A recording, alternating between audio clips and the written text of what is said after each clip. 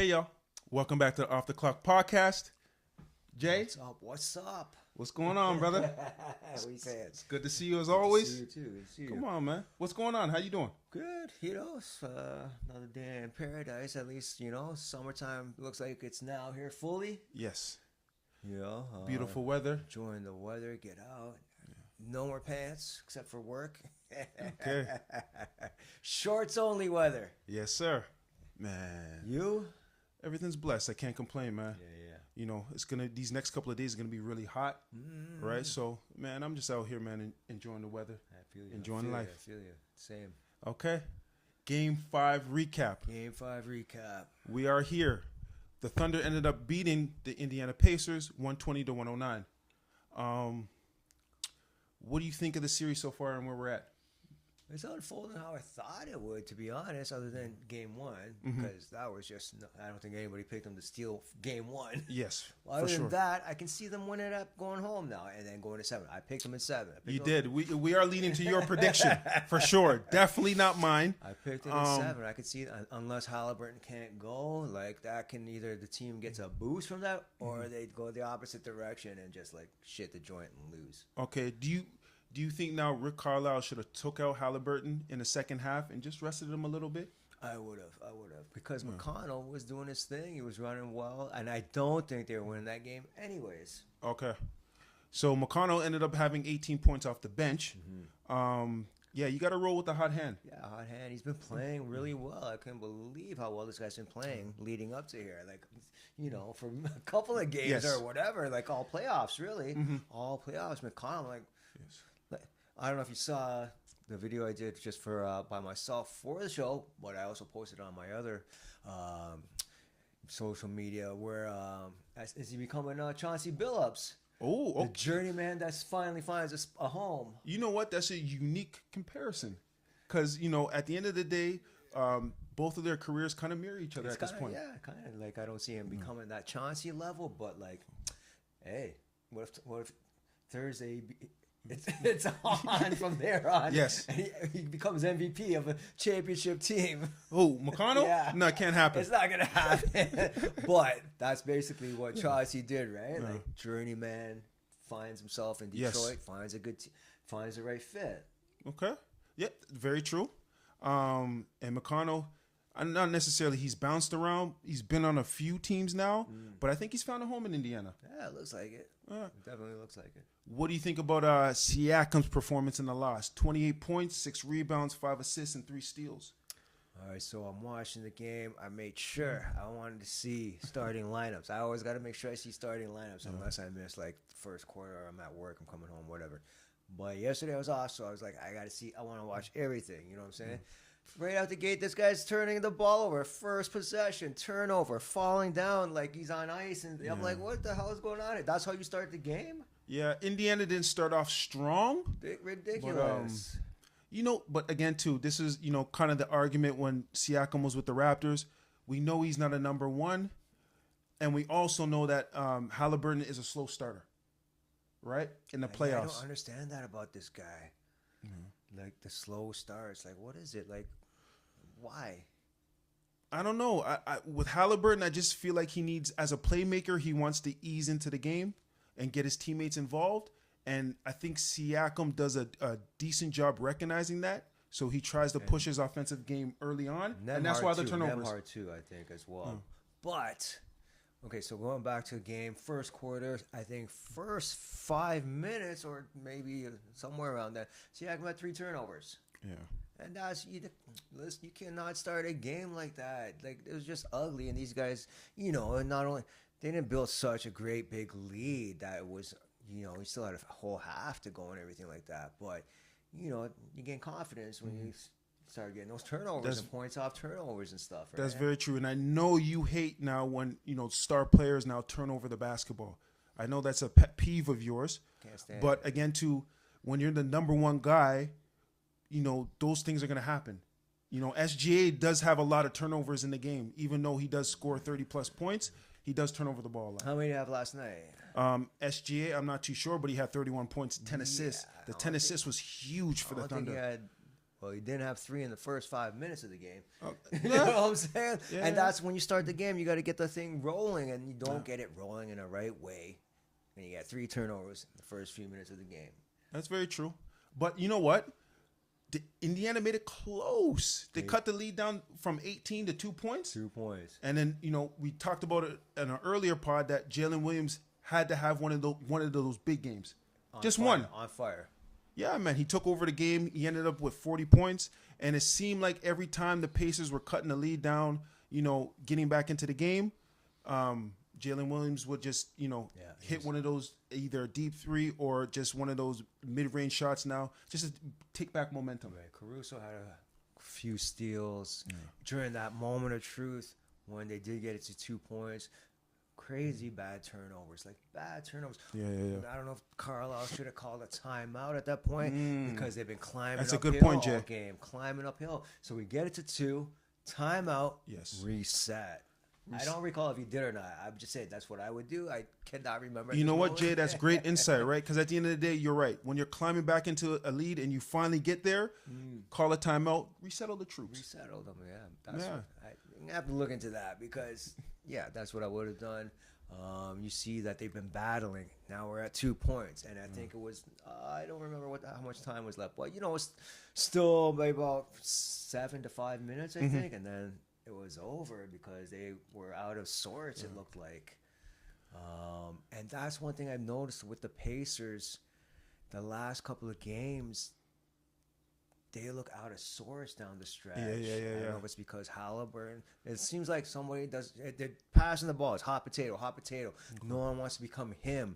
And if someone became him and took that in Game 4 when they were leading that and they should have won that game, they probably would have won that game and beat 3-1. It's a totally different series. I think Siakam was trying to be him, but us Toronto fans, we know Siakam is not him. He's not him. He's a number 2, possibly 3 on a championship roster.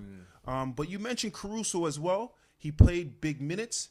And he ended up with, I want to say 4 steals, and he finished the game with a +8, ±. Crucial timing, those steals, too. For sure. But you know what? It came with the adjustment in Game 4 where Mark Daigneault, he stopped being cute. He put Hartenstein back into the lineup, and he gave Caruso more minutes. Yeah. So Caruso ended up with 29 minutes played in Game 5, and it was just all on the defensive end. At the end of the day, the only proven winner on the Thunder is Caruso. They look more active. They look more hungry on those loose balls and so forth, getting several offensive loose balls, rebound type situations, Yeah, those 50-50 balls are crucial. 50-50s and getting second and third chances, and the big guys were big. Yes.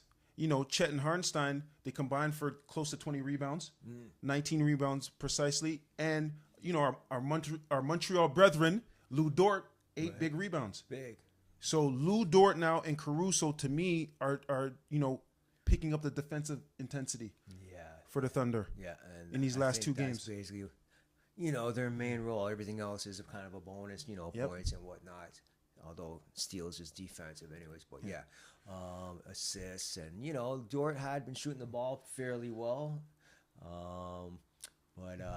Again, they get it to 2 points, and it just fell apart. Yeah. You know what? I just think that Indy Game 6, it could go either way. I think it's going to really come down to Haliburton's health at this point. Calf strain. I'm watching the game. He comes back into the game, and it's his calf. It's hurting. He's had this before. It's whatever and all this. And he did not look hobbled to me. He didn't look like he was 100% either, but he didn't look so bad. You know what I mean? That he could miss Game 6. Like, oh, wow, like this guy's hurting out there. You know what I mean? And I think the main thing that happened to the Pacers, the last 2 games, is down the stretch, 5 minutes left or whatever it is. No one wants to become that guy. It's tough to be that guy because, if you lose now, people, will look at you. They'll shine the light on you, right, in your performance. So I don't know if it's nerves. Siakam's probably the only, Pacer that's been there before. Right? So, he ended the game with 28-6-5. But again, too, just like you said, they weren't impactful. Not impactful. And they were in losses. Climbing uphill the whole game. I don't know. When you were playing ball, like, were you in situations where, like, I'm going to be that guy now? Like, have you done that? Yeah, I've done that before, right? But again, too, you can't switch it on and off. Right. It's hard. Okay. The only person I've seen ever in life to switch it on and off is MJ, to me personally, in the Bulls team. Like, hey, you can see them getting bored sometimes, and that goes to his fundamentally sound game. Yeah, that's it.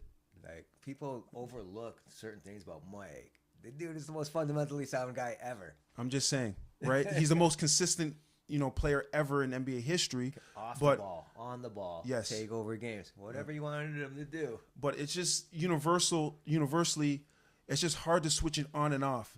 And, for the Indiana Pacers, especially Haliburton and Siakam, they can't switch it on and off, right? They haven't. Yeah. And Siakam has shown in the past, especially, that he's not him. Siakam's definitely not him. Definitely. I thought by now Haliburton would be, because for game one, he showed that. Mm-hmm. And then from there, it's kind of been a steady decline. Yeah. And again, down the stretch in the past 2 games that game 4, they should have won. Yeah. They fall apart because they're passing the ball around. It's hot potato. No one wants to be him. And in this game 5, again, they get 2 points. Maybe should call timeout. Maybe not. But they just look so discombobulated. Yeah. Traditionally, the Pacers have they've come back. They've liked the position of trailing going into the third, fourth quarter type of thing, and they've usually come back. Now, do you think now the Pacers have run out of gas? Because that could just be what it is, right? If a team just runs that, okay. I don't think so. I haven't seen that in them yet. I think they're getting a refill going home. Oh, for sure. I think Rick Carlisle has one more trick in that bag, right? I don't know what it is. I think they need more out of Miles Turner. They need some big man presence. Definitely. Yeah. Right? Because the Bryant kid, right? Like, he looks Thomas Bryant. He looks a little bit lost out there at times, but still, it's big body out there. Listen, you know what I mean? man. Thomas Bryant is forever going to be lost, right? He's a journeyman, big man. But again, too, if you stick him in the corner, he can hit that occasional corner 3 and down low, boxing out, like being a big guy, being a big body, keeping guys just being out grit. Of the box.